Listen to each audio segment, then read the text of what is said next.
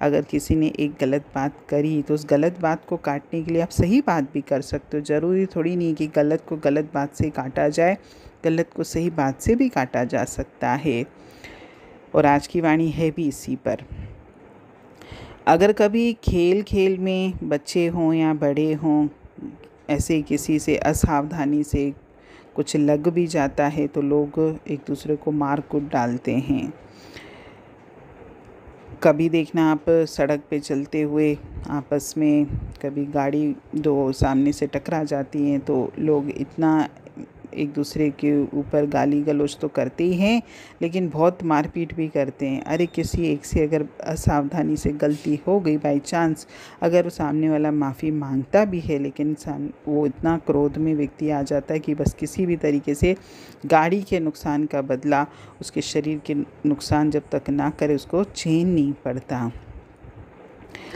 और अदालतों में देखिए, कोर्ट में आने वाले कम से कम जितने मुकदमे आते हैं कोर्ट में, 50% जो केसेस हैं वो बदले की भावना के ही परिणाम होते हैं कि किसी ने मेरे साथ ऐसा किया तो उससे मैंने प्रेम से नहीं बात की, उसे प्रेम से उसको सुलझाने की कोशिश नहीं करी, उसको कोर्ट में घसीटा।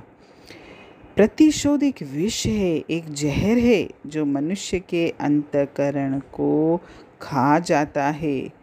ज्यों-ज्यों मनुष्य आध्यात्मिक जगत में आगे बढ़ता है, जैसे जैसे परमात्मा से जुड़ता है, वैसे वैसे वो बदले को, प्रतिशोध को मूर्खता समझता है। क्योंकि ये सही भी है, क्योंकि प्रतिशोध जो है कमज़ोर लोग लेते हैं, गिरे हुए लोग लेते हैं, दुर्बल इच्छा वाले लेते हैं।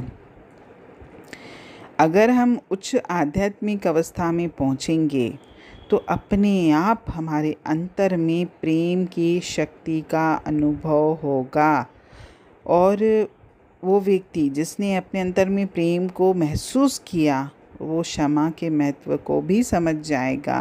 और विवेकपूर्ण क्षमा आवेश में आकर बदला लेना हिंसा के तरीके से उसका स्थान ले लेती। यानी आध्यात्म से जो व्यक्ति जुड़ा होगा वो हिंसक उसका दृष्टिकोण नहीं रहता, वो हिंसा में विश्वास नहीं करता, वो अहिंसा के रास्ते पर चलता है, बल्कि अहिंसा से भी ऊपर प्रेम और क्षमा के रास्ते पर चलता है।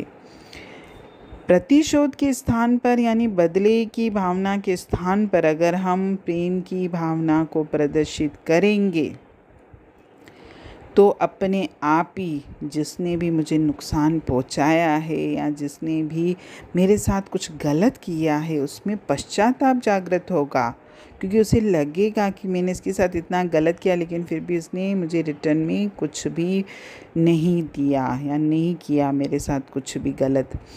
जैसे ठंडे जल से अग्नि शांत होती है, वैसे ही क्रोध की अग्नि पर अगर प्रेम का ठंडा जल डाल दिया जाए तो क्रोध भी शांत हो जाता है।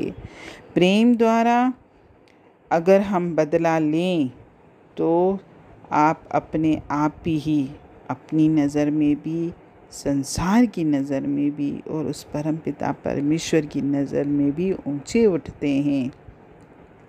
साथ ही उस पापी का भी सुधार होता है जिसने आपके साथ कुछ गलत किया लेकिन आपने उससे बदला नहीं लिया, उसे अपने कर्म पर भी शर्म आती है।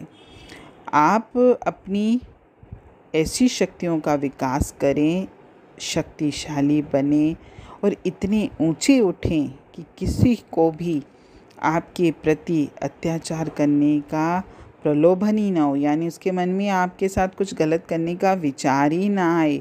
आप अपने आप को इतना ऊंचा और इतना पावरफुल बनाइए ना कि कोई आपके साथ गलत क्यों करे। क्योंकि अत्याचार, गलत व्यवहार ज़्यादातर कमज़ोर वृत्ति के लोगों के साथ ही होता है, जो खुद शक्तिशाली है। और वैसे भी हम सर्वशक्तिमान परमात्मा के अंश हैं, हम कमज़ोर क्यों बनते हैं, हम क्यों डरते हैं।